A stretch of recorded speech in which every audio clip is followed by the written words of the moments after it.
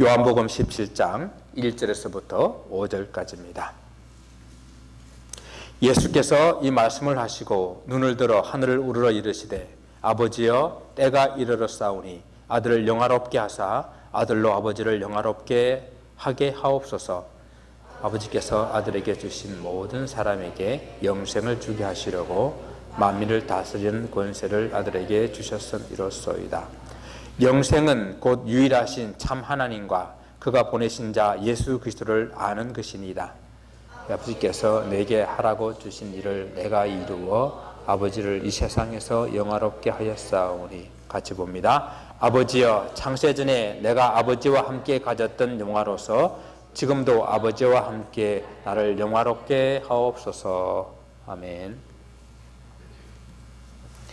예수님께서 다락방 강화의 말씀을 다 마치시고 난 이후에 기도를 하셨습니다. 성경에서 예수님께서 기도하시는 장면들이 여러 번 나오게 되는데 그 모든 기도들 중에서 오늘 본문의 요한복음 17장의 기도는 예수님께서 하나님 아버지께 드린 기도에서 가장 심오한 그런 내용들을 가지고 있다라고 하겠습니다. 그래서 종교개혁자 루터나 함께 살겠던 멜랑히톤 같은 사람들은 많은 기도 가운데서 이 기도는 정말 이제까지 하늘에서나 땅에서 이 성자 예수께서 하나님께 직접 그런 기도에서 이것만큼 더 고차원적이고 거룩하고 또 귀한 기도가 없다라고 이렇게 고백을 했습니다. 아무라도 이 순전하고 깊고 부유하고 넓은 이 기도를 그 깊이를 다 잴 수가 없는 그런 기도다라고 이렇게 말하면서 이 종교개혁자들은 이 요한복음 17장의 기도를 대제사장적 기도다 이렇게 이름을 붙이고 있습니다. 그렇게 붙일 수 있는 내용은 예수께서 십자가를 목전에 두시고 그리고 인류 구원을 위해서 당신 자신이 희생제물로 자기를 드리고자 하는 그런 헌신의 기도가 이곳 속에 있고, 그리고 이제 남겨질 제자들과 장차올 모든 세대의 오늘날의 모든 성도들을 위한 그런 중보의 기도가 들어있다는 점에서 대제사장적 기도라 이렇게 불려질 수 있는 것입니다. 이 기도는 크게 세 부분으로 나눌 수 있는데, 그래서 요한복음 17장은 세 번에 걸쳐서 하나님의 말씀을 보기를 원합니다. 오늘은 그 첫째 부분으로서 예수님께서 자기 자신을 위한 그런 기도를 올려드리는 내용입니다. 우리 주님께서 십자가를 지시기 전날 하나님 아버지께 올려드리는 그 기도를 같이 좀 살펴보면서 우리 인생의 최고된 목적이 무엇인가, 그리고 정말 주님께서 마지막까지 주님께 올려드려야 할 그런 기도가 있다고 한다면 우리가 진짜 이 기도가 무슨 내용으로 또 우리가 이 기도를 통해서 무엇을 또 우리가 알 수가 있을까 한번 생각해 보기를 원하는데요. 주님께서는 오늘 대사역을 앞두고 계시면서 오늘 이 기도를 하시는 것입니다. 그래서 이 기도는 하나님 아버지께서 그 아들 예수님 자신을 좀 영화롭게 해달라라는 그 기도로부터 시작을 하고 있어요. 여러분, 영화롭게 한다는 뜻이 무엇입니까? 이 국어 사전적인 그런 의미를 이렇게 찾아보게 되게 되면은 귀하게 되고, 그리고 그 이름을 빛나게 만드는 것, 그런 것을 영화롭게 한다라고 이렇게 표현을 하고 있습니다. 그렇다고 보게 되면은 지금 예수님께서 아버지께 기도하게 되는데 얼핏 보면은 아들이 아버지 보고 나를 좀 영화롭게 해달라고 하는 그런 말처럼 좀 이상한 그런 기도로 들릴 수도 있습니다. 예수께서 기도하시는 것은 우리가 우리들의 지금까지 기도하는 그런 기도하는 내용과 조금 다르게 우리가 보셔야 돼요. 왜냐하면 예수님은 하나님의 아들이시잖아요. 아니, 예수님은 하나님이시잖아요. 하나님이시면서 기도하고 있다라고 하는 것은 우리가 전적으로 부족한 우리 인생들이 하나님께 무엇이 필요하고 또 요구할 것이 있어서 하나님 앞에 달라라고 간청하는 그런 기도하는 좀 차원이 다른 기도라는 것이죠. 그래서 우리 주님께서는 정말 육신적으로 당신이 필요한 것이 하나도 없는 그런 분이, 또 그런 기도를 하시지 않은 그런 분이 오늘 기도하고 있다라고 하는 것은 좀 그 기도의 내용이 우리와 다르다라는 것입니다. 무엇입니까? 오늘 우리 주님께서는 그 영광을 다시 회복하게 해달라고 기도하고 있는데, 유대인들이 그 영광이라고 하게 될 때는요, 감히 사람이 근접할 수가 없는, 감히 눈으로 볼 수도 없고 감히 근접할 수 없는 그런 광채 같은 그런 것들을 영광이라고 이렇게 표현을 했어요. 그래서 하나님께서는 당신을 만날 수 있는 그런 길을 광야에 있는 이스라엘 백성들에게는 성막을 통해서 허락하셨고, 그리고 또 이스라엘 백성들이 가나안 땅에 들어가고 난 다음에는 성전을 통해서 허락하셨잖아요. 그래서 하나님이 임재하심을 나타나게 될 때는 하나님이 그 가운데 빛 가운데 임하시게 되는데, 그 빛을 보면 사람이 살 수가 없기 때문에 빽빽한 구름으로 그 빛을 가리시고, 그리고 사람들을 하나님 앞에 나오게 했습니다. 만약에 그 구름이 가리지 않았다고 한다면 그 빛을 보고 살아남을 자가 없다는 이야기예요. 그래서 하나님의 임재는 하나님의 성막에, 하나님의 성전에 빽빽한 구름으로 이렇게 임하시게 되면은, 이곳에 하나님의 영광이 지금 임해 있다라는 것을 사람들은 알게 됐다라는 것입니다. 이처럼 주님께서 하늘을 우러러 하나님 아버지께 영광을 구하고 있는 것은, 이렇게 이 영광을 얻을 수 있는 길은 오직 하나님밖에 없기 때문에, 하늘로부터로만 이 영광이 있기 때문에 하나님께 우러러서 아버지여 부르시면서 이 영광을 구하고 있는 것입니다. 여러분, 이 땅에서 영광이라고 하는 것은요, 우리가 지극히 제한적이고 상대적입니다. 여러분, 그래서 이 베드로가 이사야 말씀을 인용해가지고 이렇게 말합니다. 모든 육체는 풀과 같고 그 모든 영광은 풀의 꽃과 같으니 풀은 마르고 꽃은 떨어진다라고 말했습니다. 그렇잖아요. 우리 사람들이 가지고 있는 어떤 영광이라고 하는 것들, 영화라고 하는 것들, 그런 것들은 시간이 따라서 쇠할 수밖에 없고 사라질 수밖에 없고, 그것은 영원하지 못한 것들입니다. 그러나 하나님은 영광 그 자체시고, 그 영광은 변하지 아니하시고, 감히 사람이 근접할 수 없는 빛 가운데 거하시는 하나님의 영광입니다. 그런데 있잖아요, 예수님께서도 원래 그러한 영광을 가지셨던 분이십니다. 그렇지 않으세요? 우리 예수님께서도 하나님이시기 때문에 그 영광 가운데 거하셨던 그런 분이십니다. 그래서 빌립보서 2장 6절에서는 예수께서 본래 하나님과 본체시고 하나님과 동등하시지만은 자기를 비워서 사람의 모습으로 이 땅에 오셨다라고 이렇게 기록하고 있어요. 히브리서 기자는 또한 그 말씀을 예수님은 하나님 영광의 광채시여 그 본체의 형상이시다라고 이렇게 고백을 하고 있습니다. 그렇습니다. 우리 주님은 원래 하나님이셨고 그 영광 가운데 거하셨던 분이십니다. 그런데 만약에 우리 예수님께서 그 영광을 그대로 가지고 이 땅에 오셨다고 한다면 어떻게 됐겠어요? 아무도 예수님을 만날 수 없고 예수님을 볼 수가 없었을 것입니다. 그런데 하나님은 그 영광을 다 버려놓으시고 우리가 똑같은 인간의 몸을 입으시고 이 땅에 오신 것입니다. 우리와 같이 되신 것입니다. 그래서 이제 우리 주님께서는 다시 그 영광을 회복하기를 원하고 있는 것입니다. 그래서 아들을 영화롭게 해달라라는 이 기도는 이 본문의 말씀의 시작과 함께 때가 이르렀사오니라는 말과 아주 밀접한 관계가 있는 거예요.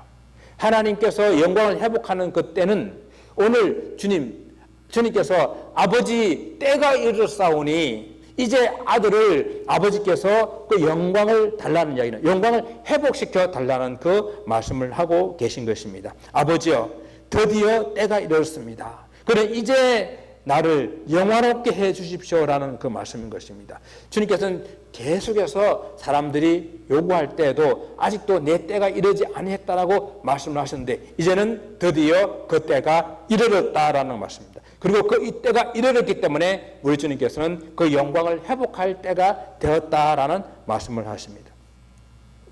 우리가 일반적으로 기도라고 하게 되면은 하나님께 무엇을 요구하고 바란다라는 것을 우리가 생각하죠.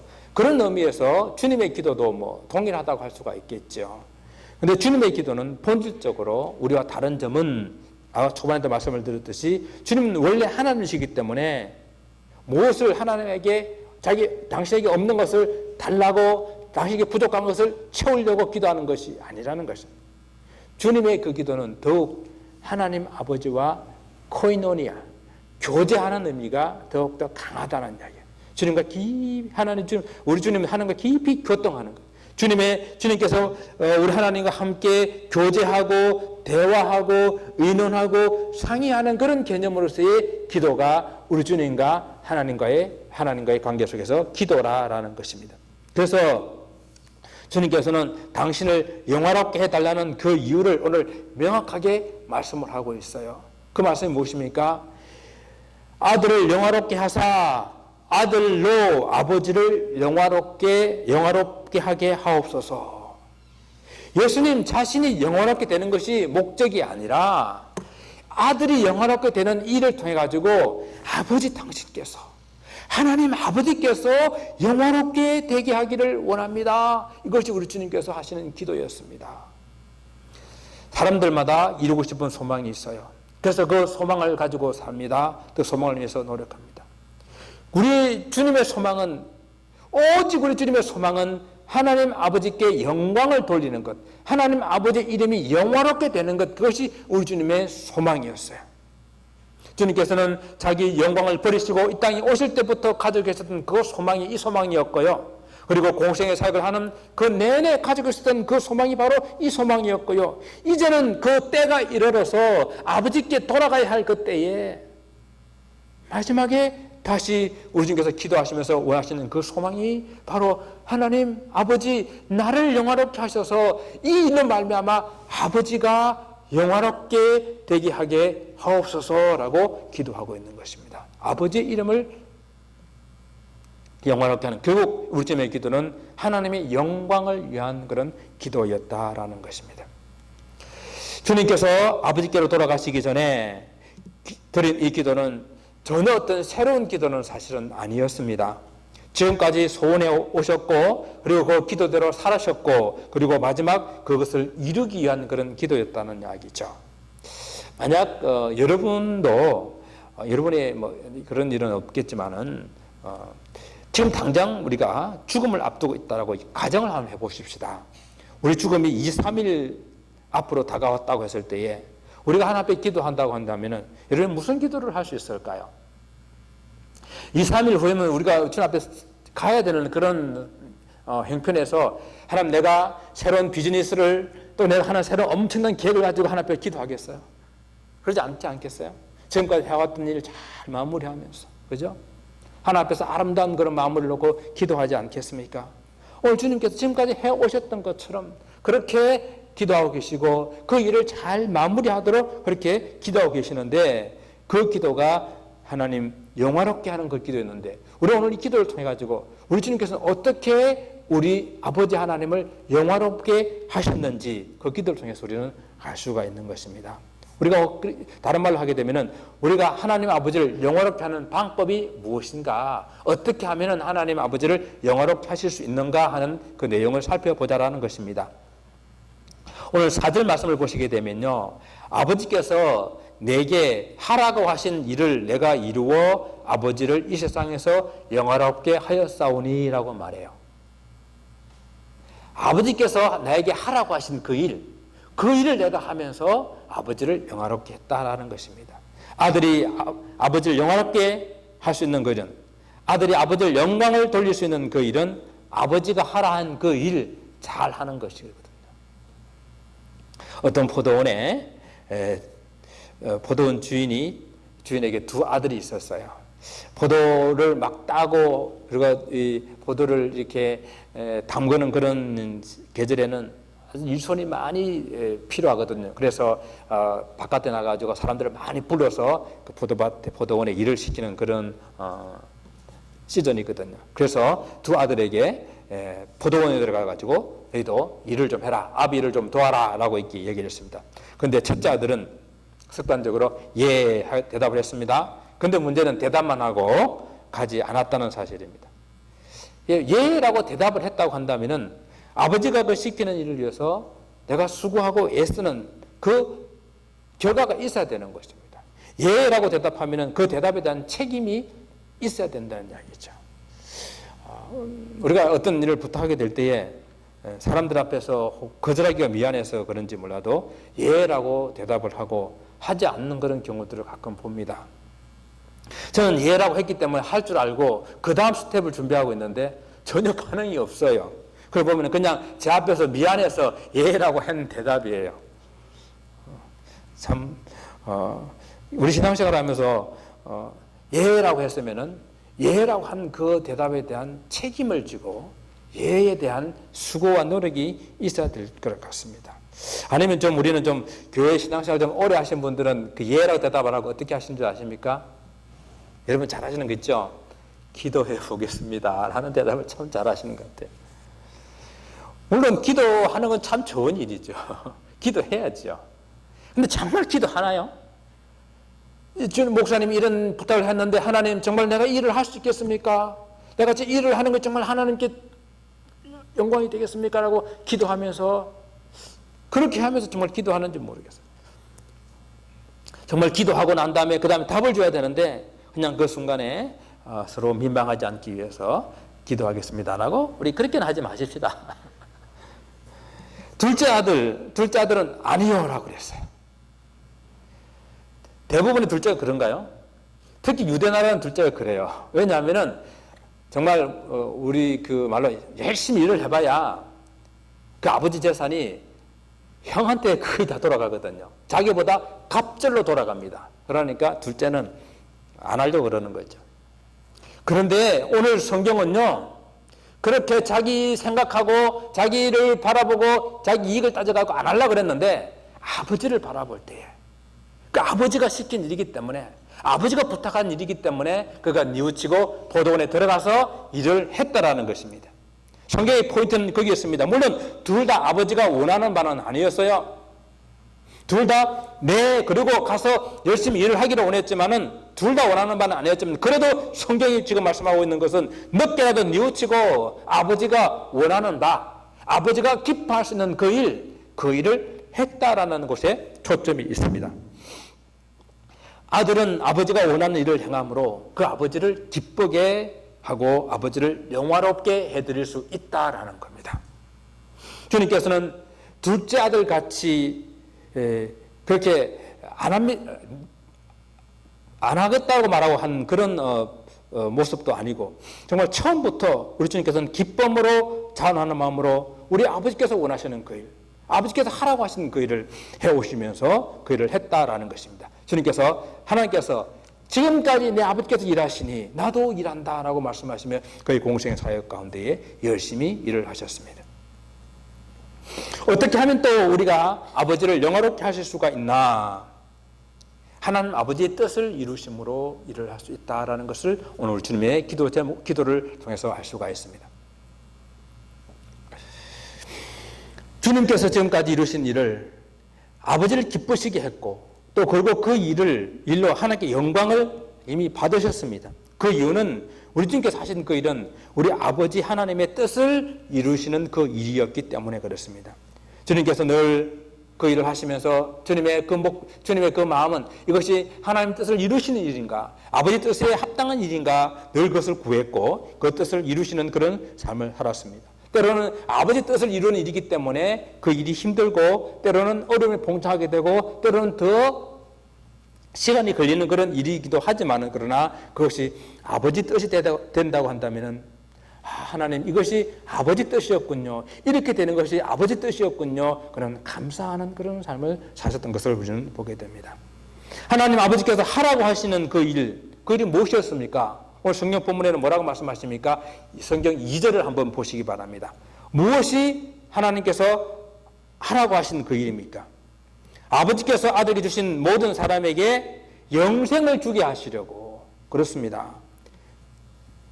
하나님께 택하신 백성들을 다 아들에게 주시고 그리고 그 생명들을 구원해서 영원한 생명을 얻게 하게 하신 그것이 우리 하나님 아버지께서 예수님께 맡기신 일이었습니다. 하나님 아버지께서 아들에게 주신 그 사람을 하나도 잃어버리지 아니하는 것이 바로 아버지의 뜻이었기 때문에 우리 주님은 그 일을 하신 것입니다. 그래서 그 일을 위해서 열심히 그 일을 이루어 오셨고 또 일을 열심히 하시되 자기의 뜻이 아닌 아버지 뜻이 이루어지기 위해서 늘 기도하는 가운데에 그 일을 했다라는 것입니다. 이제 그 일을 다 이루어야 할 때가 왔기 때문에 오늘 주님께서는 이 기도를 하고 계신 것입니다. 열심히 하는 것보다 더 중요한 것이 무엇인지 아십니까? 열심히 하는 것보다 더 중요한 것은 방향성이에요. 우리가 어떤 목표를 이루는 것보다 더욱 중요한 것은요, 목적이에요. 정말 이 일이 하나님의 뜻에 합당한가? 우리는 그것을 늘 생각해 봐야 됩니다. 저와 여러분들은 참 열심을 가진 그런 민족으로 태어났어요. 맞죠? 대한민국 국민들 참 열심입니다. 그래서 우리 대한민국의 믿음을 이렇게 복음을 전도받고 난 다음에 정말 열심을 가지고 우리 민족의 근성을 가지고 한국교회를 키워나갔습니다. 새벽기도, 철학기도, 상상기도 참 열심히 있는 그런 민족이에요. 그래서 오늘 미국 사람들이 요즘에 그렇게 한다 그러잖아요. 우리도 한국식으로 기도합시다. 그러면 막 통성기도하는 그 기도를 이야기할 때 한국식으로 기도합시다라고 그래요. 그런 열심을 가진 민족입니다. 그런데 열심히 있는 것은 좋은데 우리는 방향을 다시 한번 생각해 봐야 될 그런 때가 됐다는 이야기죠. 목적을 생각해 봐야 될 때가 됐다는 이야기입니다. 세계에서 제일 많이 모이는 교회가 한국에 있고요. 제일 큰 교회가 한국에 있습니다. 그런데 그런 큰 교회, 많이 모이는 교회가 있는 것처럼 정말 하나님께서 가장 기뻐하시는 그 일을 한국교회가 하고 있는가? 세계에서 하나님 뜻을 가장 잘 실천하고 있는 그런 교회인가 하는 것을 우리가 생각해 봐야 되지 않겠습니까? 우리가 성경 인물 가운데서도요, 열심히 있는 그런 인물 하면 생각나는 사람이 이제 사도 바울이에요. 그렇잖아요. 정말 사도 바울 열심을 가진 사람입니다. 그 바울이 예수님을 만나기 전에도 얼마나 열심히 그 인생을 살았는지 몰라요. 빌립보서에서 자기를 소개할 때에 그렇게 말합니다. 나는 8일 만에 할례를 받고 이스라엘 족속이요, 베냐민 지파요, 히브리인 중에 히브리인이요, 율법으로는 바리새인이요, 열심으로는 교회를 박해하고 율법의 의로는 흠이 없는 자다. 바울의 어떤 단적인 면을 보여주는 거야. 예수를 믿기 전에 성경에서 이 바울을 사울이라고 불렀었는데 그가 아직 청년이었지만은 그 열심히 특심해가지고 유대교 내에서 아주 큰 책임을 가지고 있었던 것으로 보입니다. 그래서 이 사실을 갈라디아서에서 이렇게 말씀을 하고 있어요.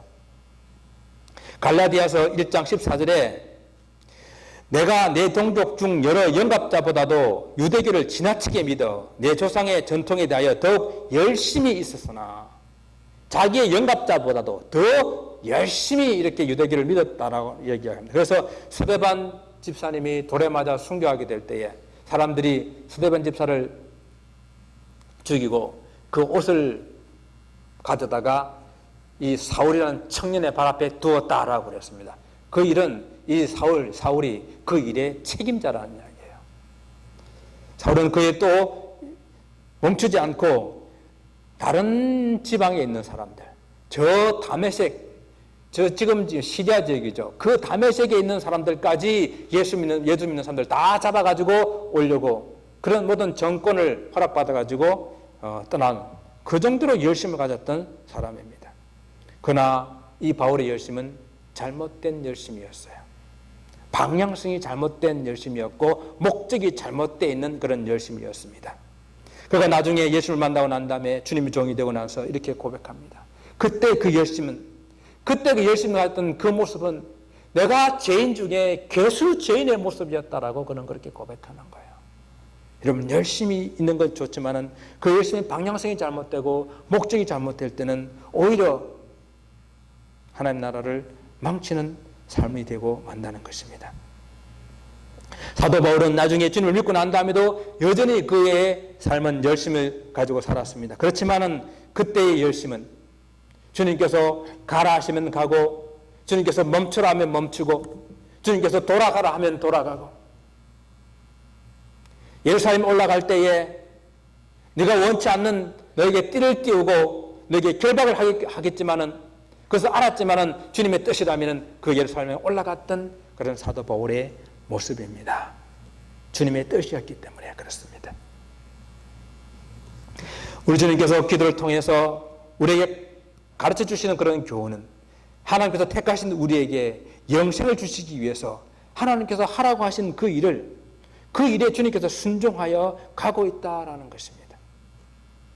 하나님 말씀에 순종하여 하나님 뜻을 이루는 삶이 되어야 함을 말씀하고 계신 것입니다. 오늘 3절 말씀에 뭐라고 말씀하십니까? 영생이 무엇입니까?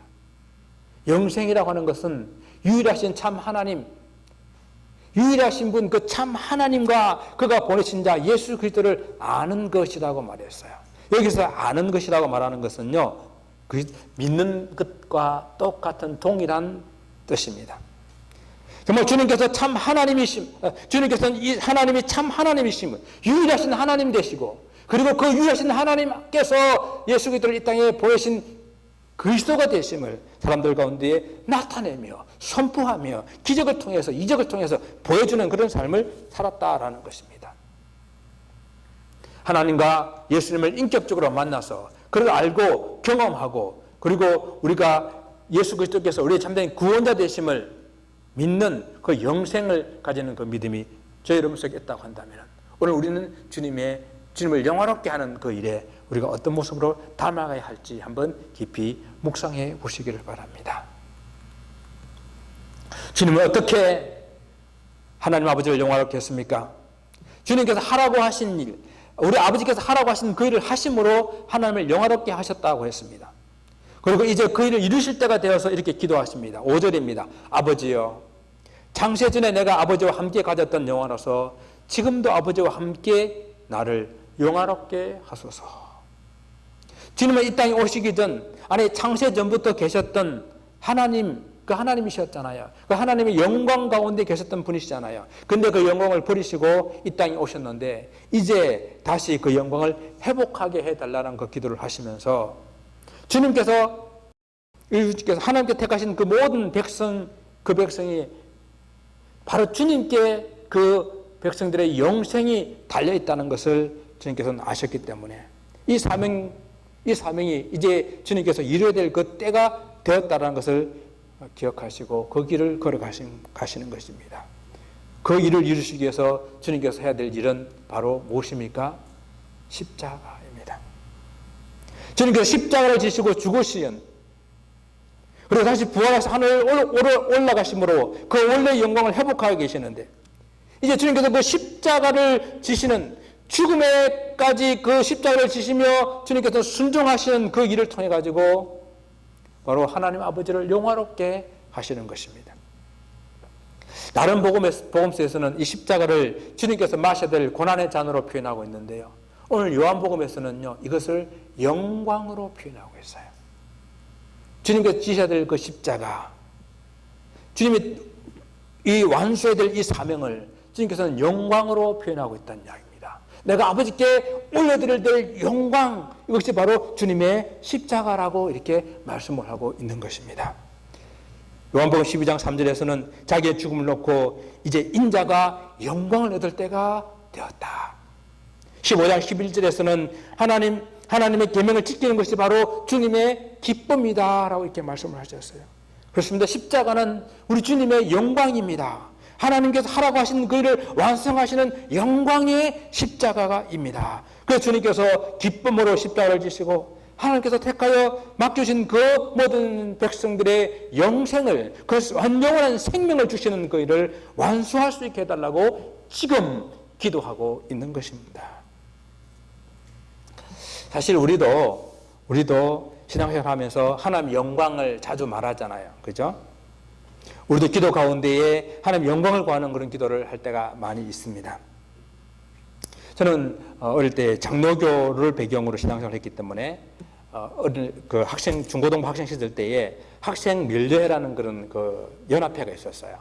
그래도 모이게 되면은 항상 우리끼리 모여가지고 웨스트민스터 신앙 고백서를 이렇게 제1문을 이렇게 서로 손을 두고 이렇게 외우는 일을 이렇게 많이 했었어요. 그때는 사실 뭐 깊은 뜻도 모르고 해야 되니까 이렇게 외웠었습니다. 또 학습 세례 받게 되면은 또 이 질문을 물어봐요. 이 질문을 물으면 또 대답을 했던 그런 기억이 납니다. 그런데 이 질문은 신학을 공부하고 목사가 되고 난 다음에도 계속되고 또 계속되는 질문이요, 그 질문의 답을 계속 묵상해야 되는 그런 답이었습니다. 웨스트민스터 신앙 고백서 제1번에서는 이렇게 묻습니다. 사람의 제일 되는 목적이 무엇이뇨? 답은 하나님을 영화롭게 하고 영원토록 그를 즐거워하는 것입니다. 우리 같이 한번 해볼까요? 자, 제가 묻습니다. 사람의 제일 되는 목적이 무엇이냐?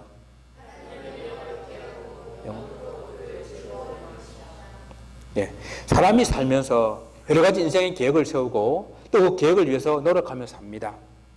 꿈이 있지 않습니까? 그 꿈을 이루기 위해서 노력합니다. 여러분 소망이 있지 않습니까? 그 소망을 이루기 위해서 여러분 노력합니다. 그런데 곰곰이 우린 자신을 한번 돌아보면서 생각해 보시기를 바랍니다. 지금 내가 가지고 있는 내 소망, 지금 내가 이루고 싶은 나의 꿈, 정말 그것은 무엇인가? 정말 내가 지금 가지고 있는 이 소망, 그리고 내가 가지고 있는 이 꿈, 이걸 그대로 가지고 쭉 나가도 괜찮은 것인가? 정말 이 꿈 가지고 이 소망 이루고 내 인생을 마무리해도 괜찮은 것인가? 정말 다락방 강화에 의해서 주님께서 말씀을 하시고 난 다음에 제자들이 다 보는 가운데에 이 기도를 하셨다고 하는 것은 주님의 어떤 의도가 있지 않겠어요?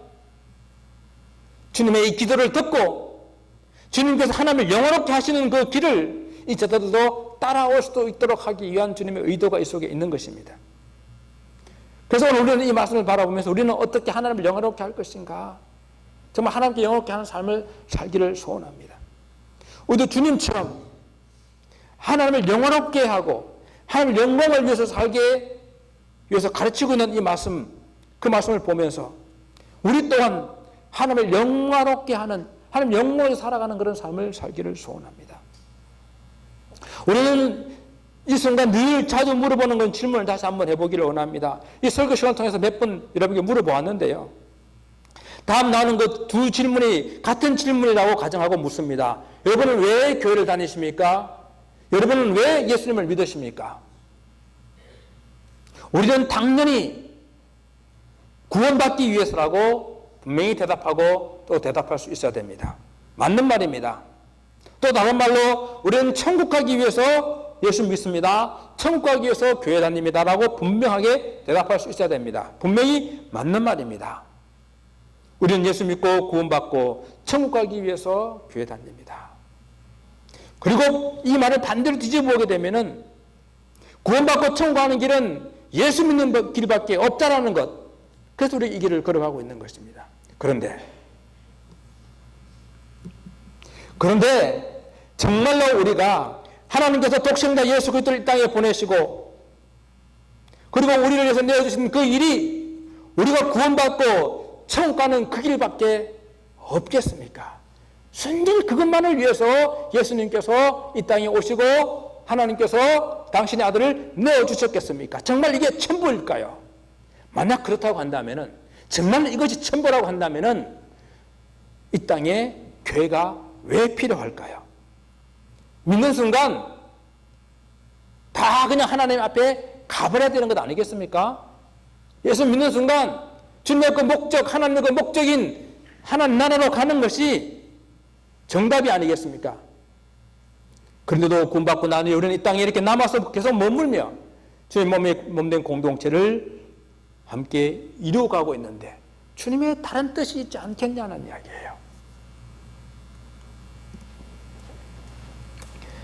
우리는 주님께서 우리를 구원해 주시고 난 이후에 우리 삶을 통해서 하나님께 영광을 돌리는 삶을 살아야 됩니다. 정말 우리가 마지막 날 하나님께 가가지고 할 일은 이거밖에 없어요. 하나님께 영광을 돌리는 그 일밖에 없습니다. 구원받고 난 이후에 우리를 통해서 우리 아버지의 그 이름이 존귀케 되어지고 우리를 위해서 하나님 아버지께서 영광을 받으셔야 되지 않겠습니까?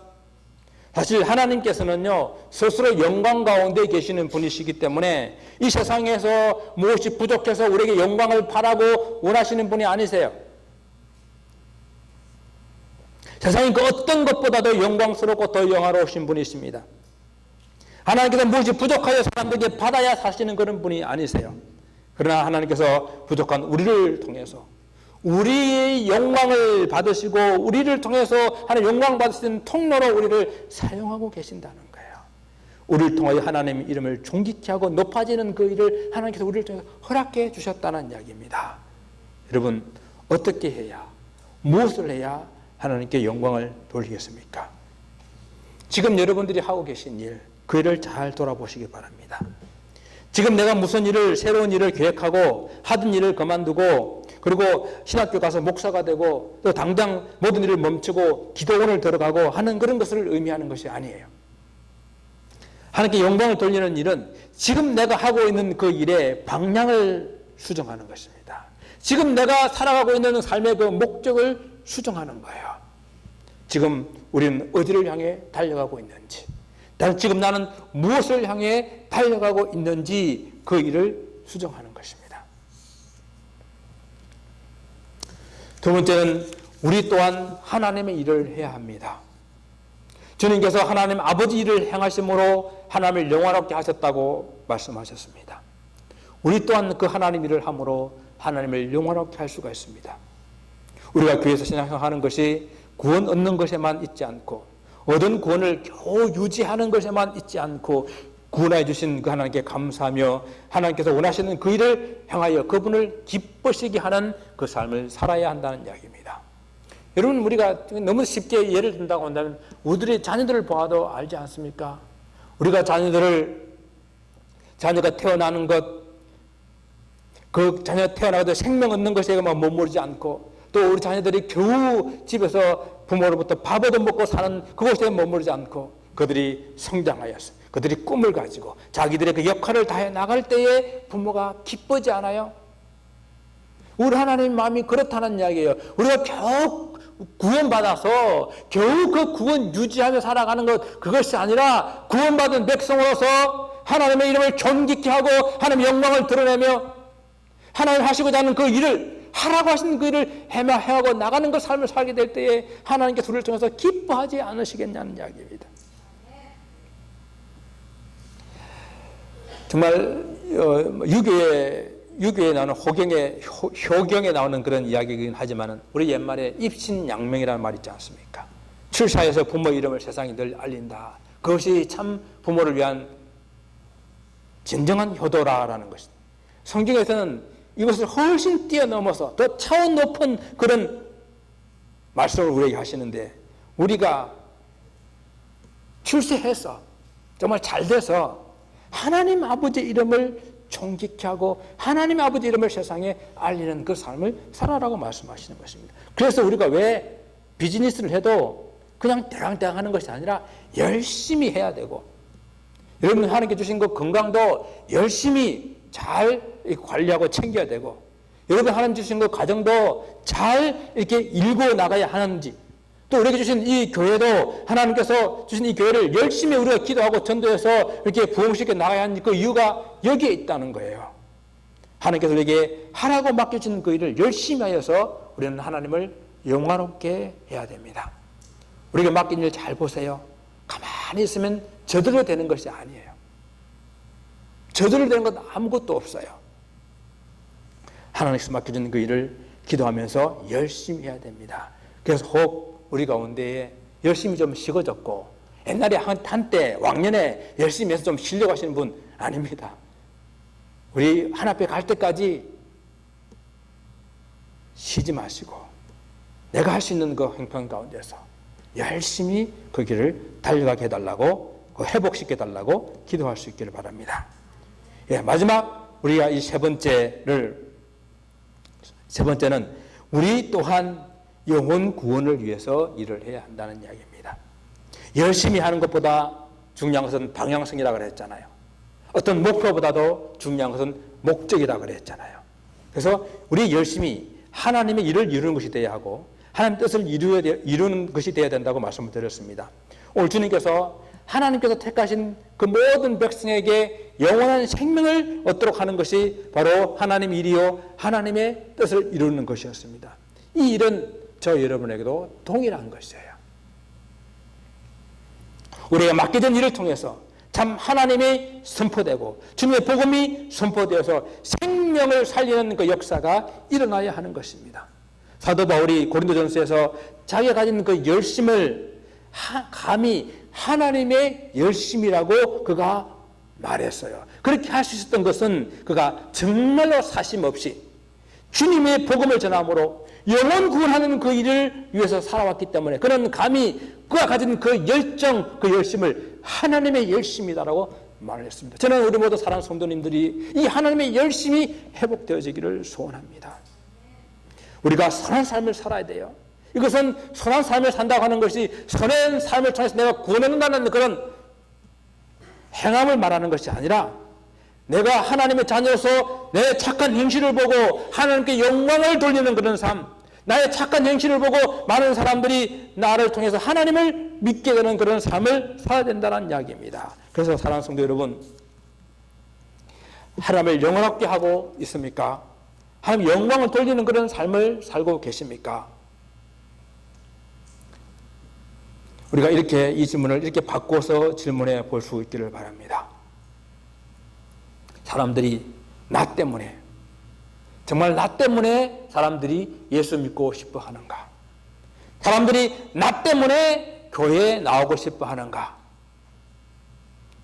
그렇다고 한다면 내가 십자가 지는 것 같은 고난이 있고 고통이 있어도 그것이 주님께 영광이 된다면 기꺼이 하나님 지고 가겠습니다 결단하는 그런 저 여러분 되시기를 주님 이름으로 축원을 드립니다. 기도하겠습니다. 아버지 하나님 감사합니다.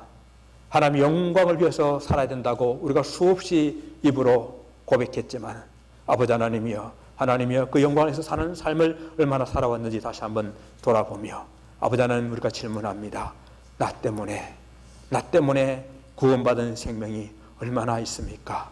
나 때문에 저들이 예수 믿고 싶어하는 열정이 있는 그런 이들이 얼마나 생기서며 나 때문에 주님 몸된 교회를 나오고 싶어하는 그런 삶으로 우리가 살아든 그런 하는 삶이 얼마나 되었습니까? 다시 한번 우리 삶을 깊이 돌아보며 하나님 주께 영광이 되는 주님의 영화롭게 하는 삶으로 우리를 인도하여 주옵소서. 감사하고 예수님 이름으로 기도드리옵나이다.